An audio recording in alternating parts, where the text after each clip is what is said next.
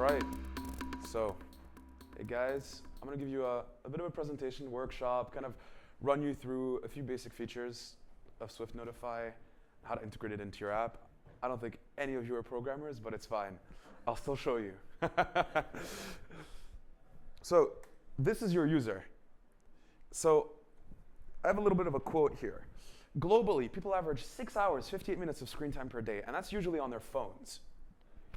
How do we harness that screen time to bring them back into our products and services, get them to generate more fee revenue, spend more money, whatever? And traditional apps already do this, right? They notify their users by push, by SMS, they get them back into their apps, they generate more revenue. I like to say Web 2 apps have a superpower, and it's notifications, right? People get these notifications on their phones, they click them, and they get sent back into the app. It's a great it's a great way to attract users back in. And for Web 2 apps, it works pretty well. But we don't really do this in Web 3, right? We don't really have a way of getting in touch with these users, except if we collect their data. And a lot of users don't want their data collected by Web 3 apps because they don't necessarily trust them. And because they think that that data may at some point end up on-chain or in some plain text database that will eventually be hacked. People don't have a very good taste of private data and Web3. So we have a bit of a different solution. We encrypt it.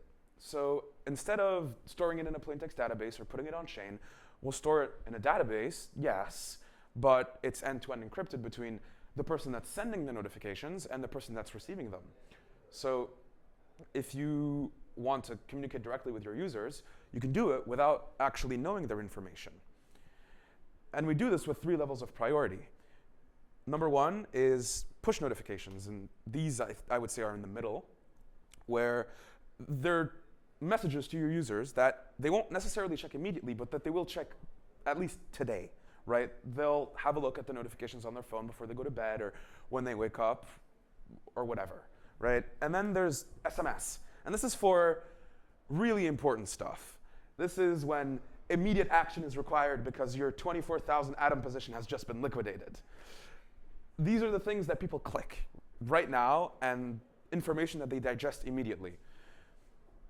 When you get a notification like this, like your package is arriving or you've just gotten liquidated, you want to check it immediately. And then the 3rd level of priority is email. It's not really that important. I'll check it maybe this week, right? It's maybe a receipt or a newsletter. It's not necessarily very important information. So how do we do this in Web 3? How do we send people notifications directly? I'm going to show you. So here's the GitHub link to the workshop.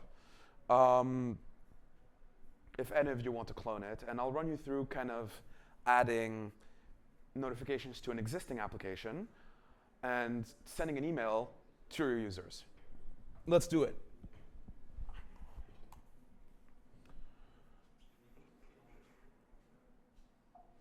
Get this opened up. Yeah.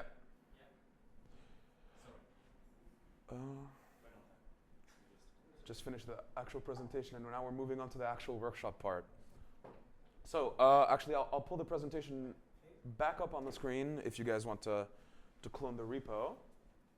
Here it is. I'll leave this up for maybe like 5 minutes. Clone it, install your packages, and then we'll get into it.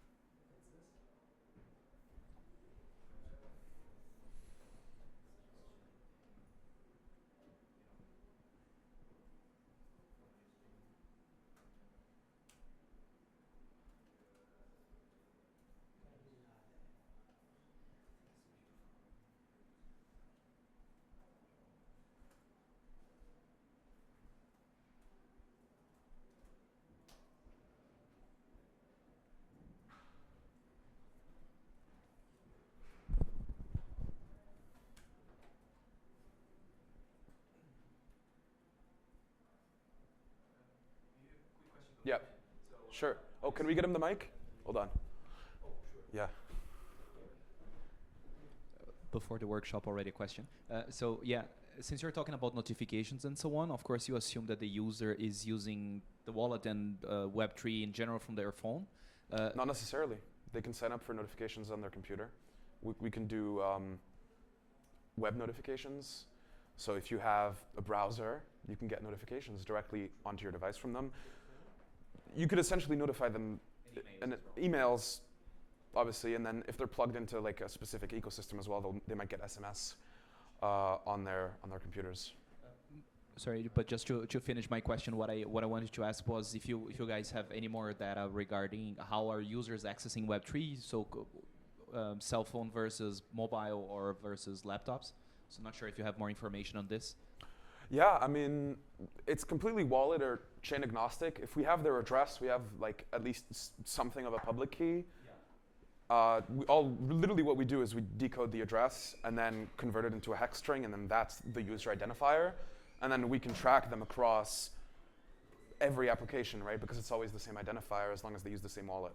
So it doesn't matter if you have if they're connecting using a mobile, using a laptop. Yeah. You guys, it's the same user.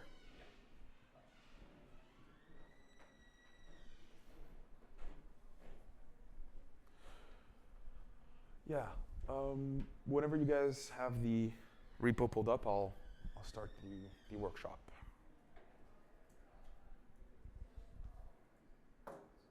I'll rerun the presentation and the workshop in French, by the way, later for anyone who wants to do that.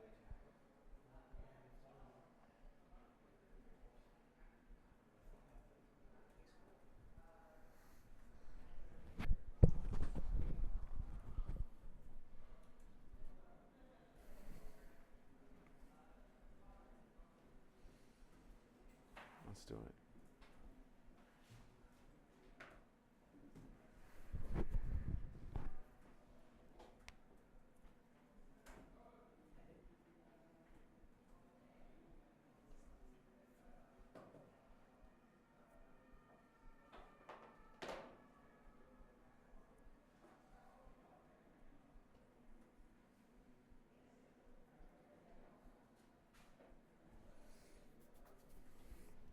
All right, do you guys have it?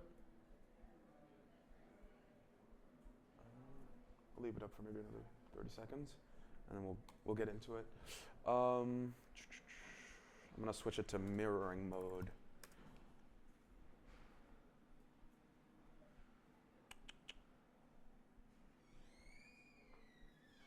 I do not know how to do that. There we go, mirror. Okay, so go ahead and search for to-dos here. We have 3 of them, so the 3 tasks to integrate this into our app. I'm gonna go ahead and launch the app, and we're gonna have a little look. Here is what our application looks like. Very simple token swapping UI for a DEX. Yeah, so what we're gonna do today, we're gonna send token swap receipts to our users so they can claim them in their taxes. I'm just gonna show you guys what the UI looks like with a connected wallet. There we go. So we'll register users for notifications, for email notifications up here. We'll do a swap, and then we'll send them a receipt by email. So let's get into it. Let's go over to the first to do. So you can find this in pages index.tsx, and we're gonna go ahead and register a user for notifications here. To give you a bit of context, I have this context here called guard. Basically what we do is we create a new instance of this guard object, and we provide it with the API as well as the type of the wallet. The first thing you'll want to do is grab .env.example. I've provisioned an API key for today. Just so you guys know, it's not gonna work anymore after this workshop. So if you need an API key and you wanna try this out on your own, get in touch with me. I'll provision you something so you can test it, and then if you're interested in integrating this into your app, then we can talk about integrations. So yeah, just go ahead and duplicate this file, or just rename it to .env.local.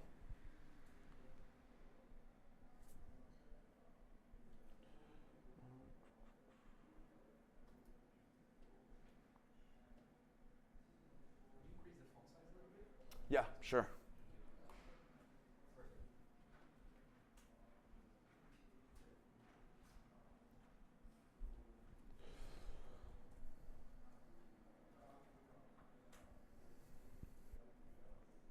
All right, I'll get started with registering. So once you have this guard object, it's actually really easy to do this. Obviously, we'll check if it exists or if the wallet is connected. So I'll go ahead and do that. So if there's no guard or wallet, we'll just return. And then let's just store the user's email.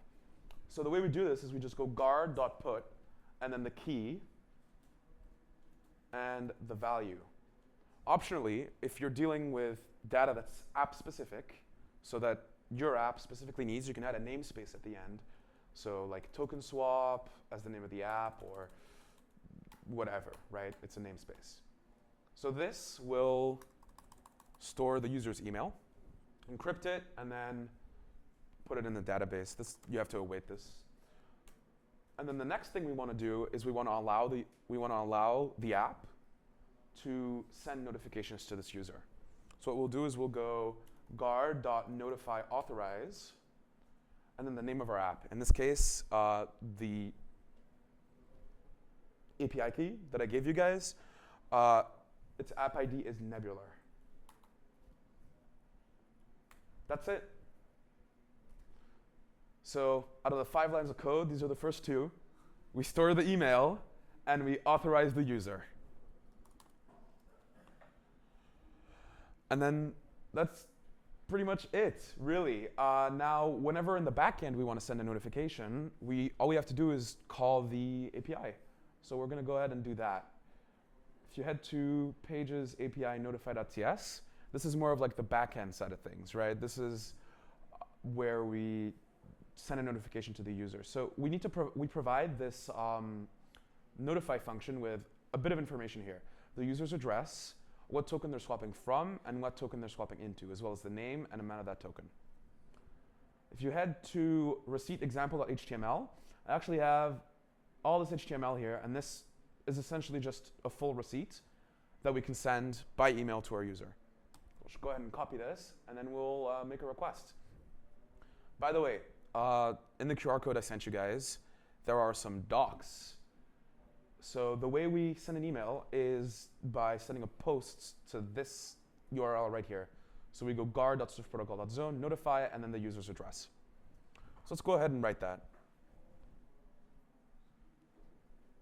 Go ahead and import Axios, but you can also just use the Node Fetch API if you don't want to install an HTTP request package. So yeah, we just post to that URL.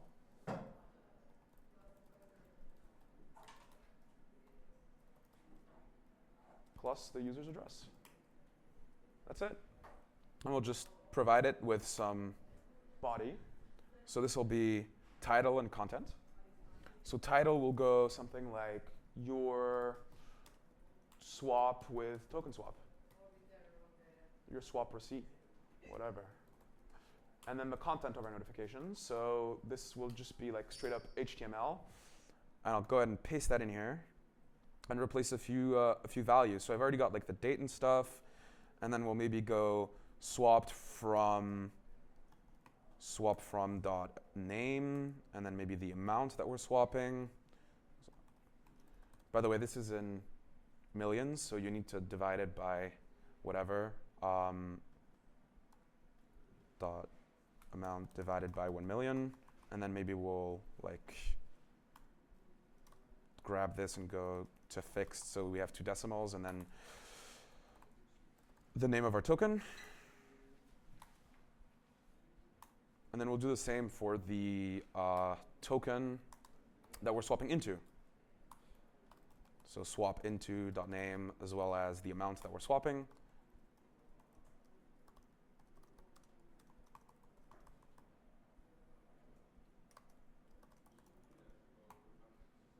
And that's it. So there's our receipt. We just put it together. And so this should send a receipt to our user. One last thing that I like to do is just set some headers, because for some reason it always goes south without the content type header, and then provide an API key. So that would be notify API key right here. All right, and this will send a notification to our user. We'll go ahead and call this later. The last thing we need to do is head back to our page and call this.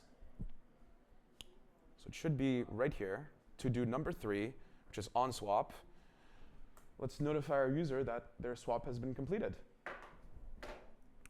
So we just do this by calling the method post. Then we'll go ahead and, I think it's URL, there we go, and we'll go ahead and post /API notify.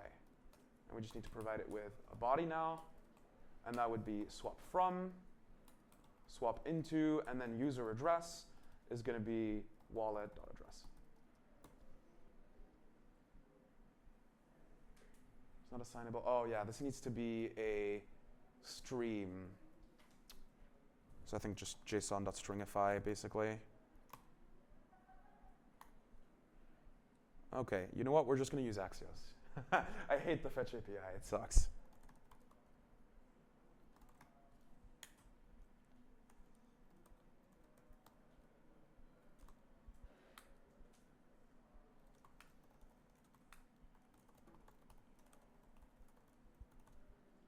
Yeah, we'll just provide the data in here. Swap from, swap into, and then the user address.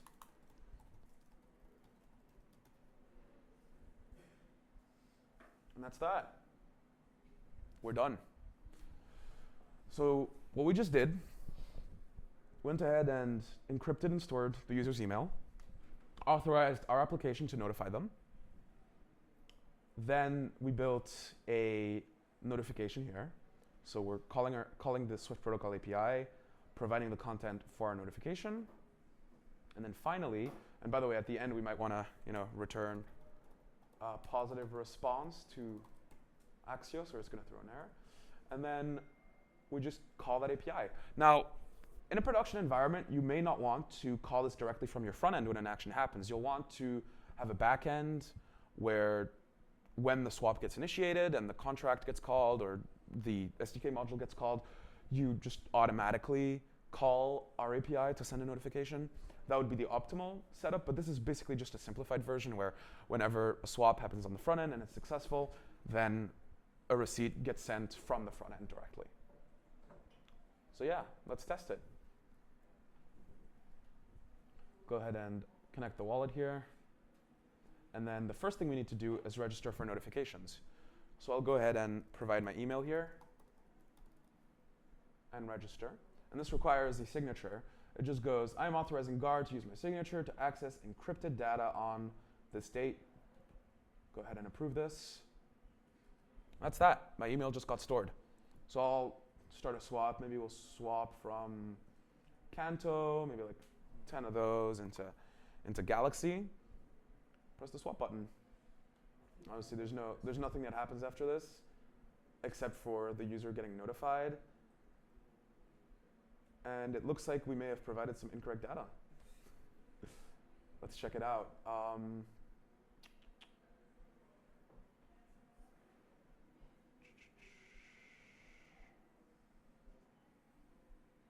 Let's see. This is correct. I'm just going to check the Heroku instance real quick. Sorry about that.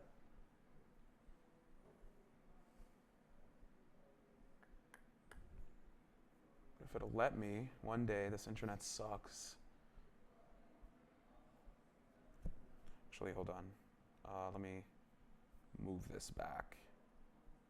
How do I'm not good with these projectors. Move this up there.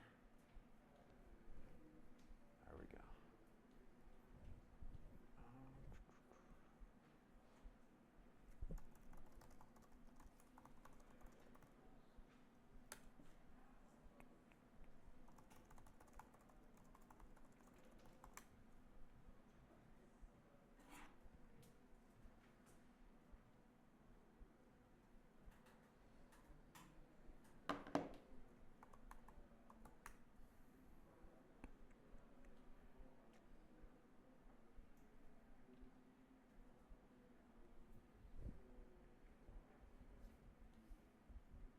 just go ahead and check what the result of this is.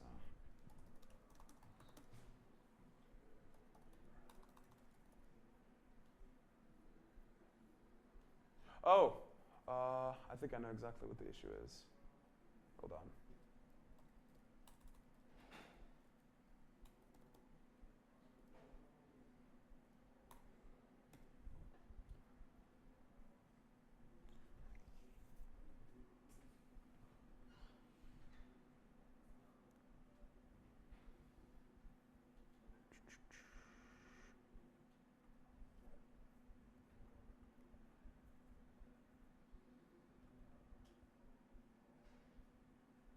Key does not exist, so it looks like the key I provisioned for you guys is incorrect. Let me just update that.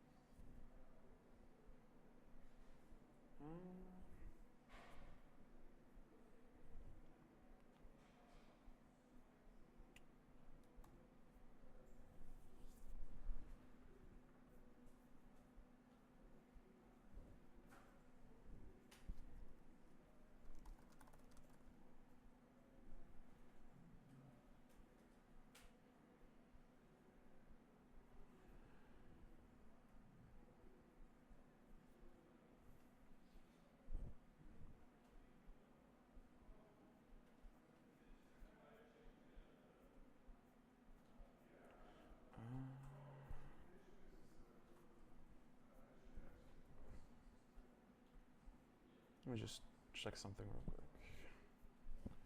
We'll go ahead and log the email when it gets set, just to check. So, by the way, another thing you can do here is you can get the user's data. So this will decrypt it, and if the user is the owner of has an email stored with us, then you'll be able to access it only if they've authorized you. So we can do this. Email data, and then we can log it, and whenever we register, so if I pull up the browser here, I gotta do this. There we go. So if I pull up the browser here, whenever we register for notifications,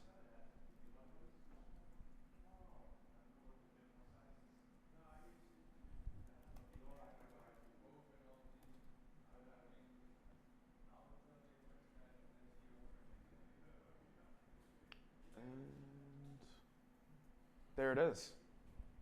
So that got encrypted, stored in the database, and then pulled up, decrypted using the user's wallet, and it's right there. So if we just go ahead and call for a notification here,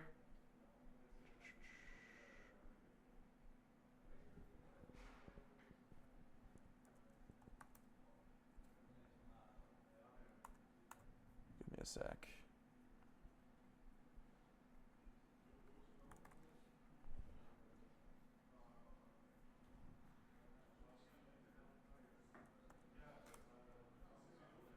Yep. We'll go ahead and swap 10 firma chain here. There we go.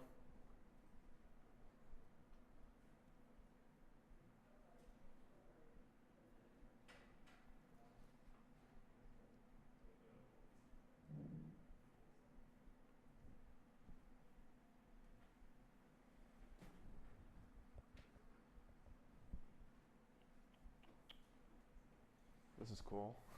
You don't seem to have demoed team. No, I mean it should call Axios here, API notify. I mean, yeah, this is correct. I would say there's got to be a bit of a mix-up here. Hold on, let me log the body. See exactly what's going on here. I don't think it's doing anything. I think the API might not have been loaded correctly. Seems to be a Next.js issue because the code is there. It's just not calling it.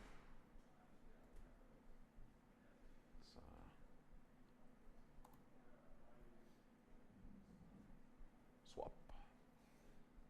Yeah, I mean it doesn't call the API for some reason. I think I just need to tell it to call specifically like localhost 3000 API. That might be the issue. We've got the. I mean, does it think there's no wallet?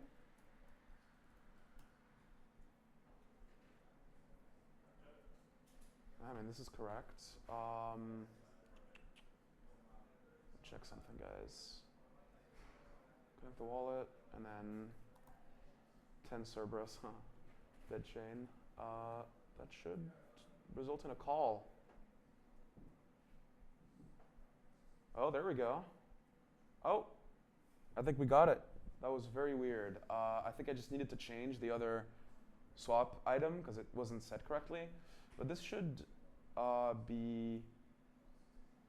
be a positive result. And oh, look at that. I've got 3 emails. That was the issue. Just open this up. Here we go. So your swap receipt with token swap, and we've swapped from Cerberus to Nomic. So the finality is actually quite quick here. So whenever a swap happens, and I actually like select a currency, I think the template here for the swap thing might have, oh yeah, that's a great swap. The template here for the swap might not like have saved the token I'm swapping to. Does not matter. And there we go. I got the notification. So it takes about 4 to 5 seconds. That's the email.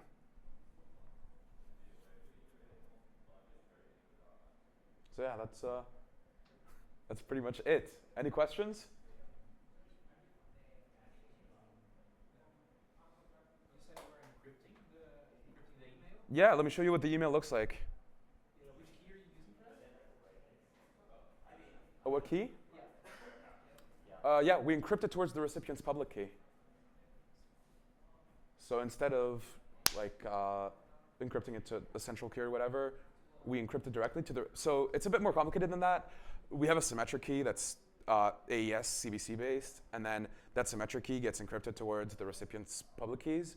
So there's a list of symmetric keys per recipient, and then based on the recipient, we select the correct symmetric key, decrypt the symmetric key, and then that symmetric key is what's encrypting the data. So this is what, I mean, yeah, it is a database, but the thing is, if it gets hacked, like this is all the hackers are seeing. That's not really much of an email. And the only way to decrypt this is if the user has authorized an app specifically to decrypt it. Any other questions? Nope, we're good. Okay, if anyone wants to see this workshop in French, I'm going to start it at around 2:15. Yeah. Thank you everyone for attending. I hope you liked it.